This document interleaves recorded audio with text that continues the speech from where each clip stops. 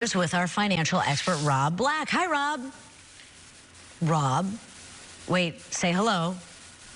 Nope, we're not hearing your mic. Try something else. Usually I jiggle it. This is my technical way to fix it.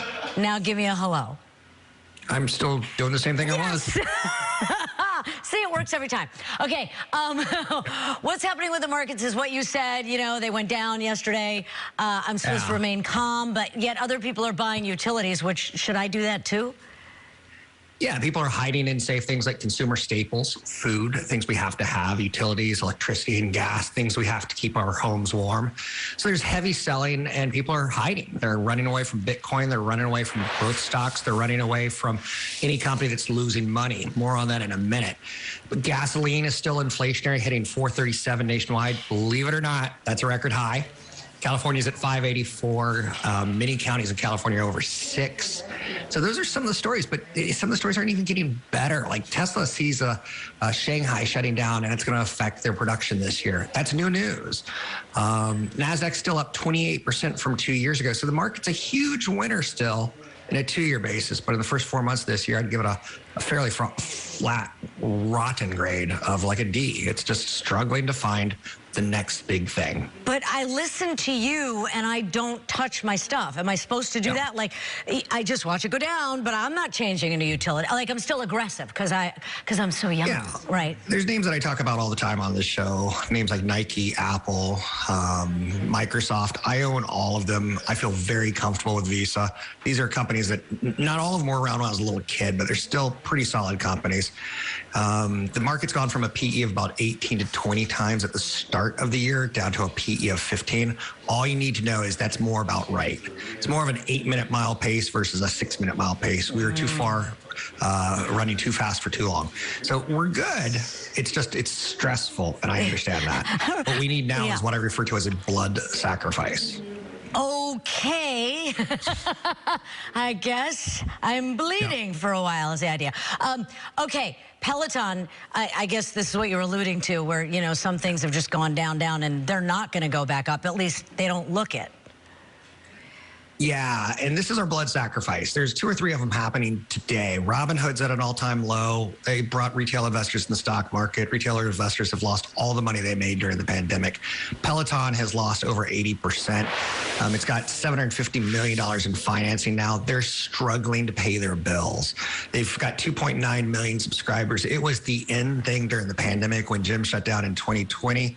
The only problem is they sold an exercise bike. Mine, if I had one, would be in the garage at this point in time. Their subscribers are only growing at 1%, so there's no reason to own it.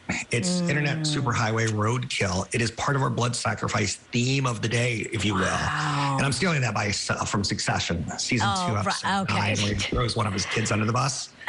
Man. And the market needs that. We need to kill the speculation. And like Bitcoin looks like it could fall to $10,000, $15,000. Yeah. And it's currently around $30,000 right now. So we need more blood in the streets. Okay, but you, oh, wow. But you always say, well, you know, Bitcoin, you know, is not like a product, and Peloton is a product. And yes, it's fancy schmancy. Is that why it's not succeeding? Because people still, some people, Rob, do work out at home still. Yeah, but that doesn't mean it's an investment. Yeah. Look at Apple, who makes billions of dollars. Look at Peloton, who loses millions and millions of dollars. It's speculation to think that one is better than the other. Apple can make a bike tomorrow. Apple already has the iPad that straps onto the bike. Apple already has a subscription model. And again, ultimately, the pandemic brought everyone into subscriptions. We wanted to subscribe to workout. We wanted to subscribe to use Netflix.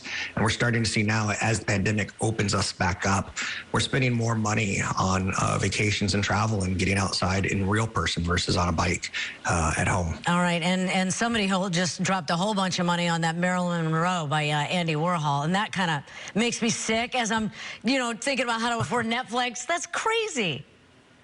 Yeah, $195 million. He's one of my favorite American pop culture figures of all time. He's out of Pittsburgh, Carnegie Mellon University. You can invest in stocks, you can invest in bonds, you can invest in real estate, you can invest in Bitcoin, digital currencies. You can also invest in modern art. Oh, and this is showing you that there's something there. The San Francisco Museum of Modern Art actually has one of these in their collection. So they had a big day yesterday, even though they didn't realize they had a big day yesterday. $195 million. It's pink face, it's blue eyeshadow, it's red lipstick, it's iconic. It's interesting to note that it was taken from a picture of her from a film 2 years prior to her death, of which the Supreme Court, they're going to be talking a lot of big court cases this summer. One of them is tied towards coloring the a use photo. of prints in a photography. Yeah. He colored a photo, and is that legal? Yeah, and who owns the image and the right? So there's some modern issues. If I were you, try to get a break from the stock market and go to the San Jose Museum of Modern Art, because they got a lot of people like Hockney who are going to be the next big artist to start selling. Oh, I and love if you can Brian afford it, try to pick up some modern art from a lesser known, maybe out of LA. And you'll see those in San Jose Museum of Modern Art, not in San Francisco. That's too legit, so to speak. Okay. Thanks a lot, Rob. If you've got a question for Rob, you can email him or reach him on Twitter or Facebook. We'll be right back.